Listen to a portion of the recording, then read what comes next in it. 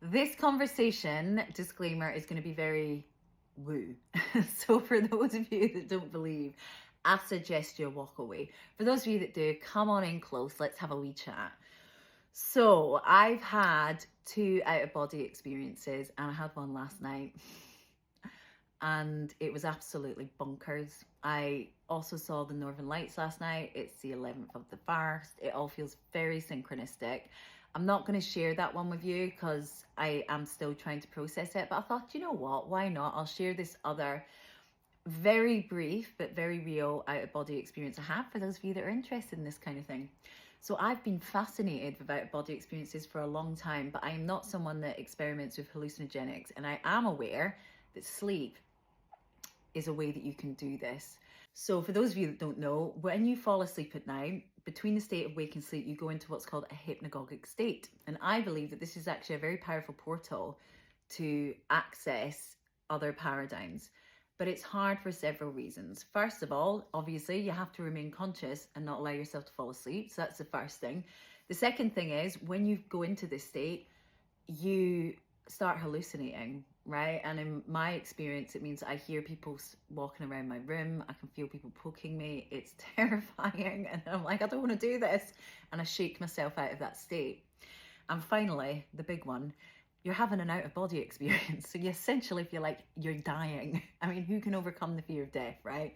So I've attempted and failed many times, but I managed to integrate a few things that helped me to actually do this one time.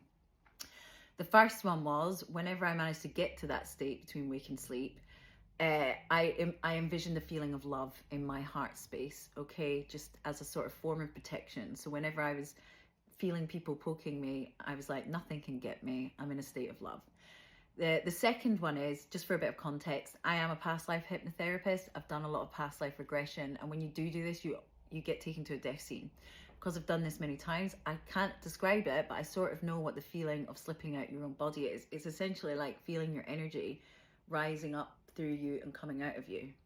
And it's quite scary because you feel like you're going to die. But I was going through this feeling of like my energy rising up through my body and coming out. And my intention was I would like to come out of my body, rise up above my body and look down on myself, which in hindsight is a very like human egotistical way of wanting to have a divine experience.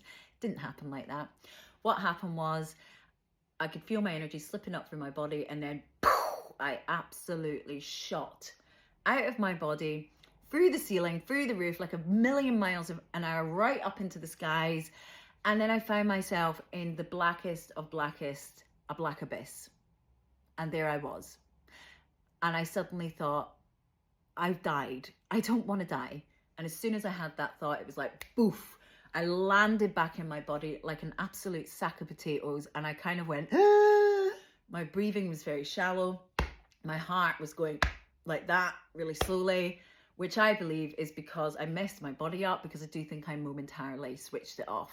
And in hindsight, I don't actually think we're really meant to do this. I do think we come here with amnesia for a reason.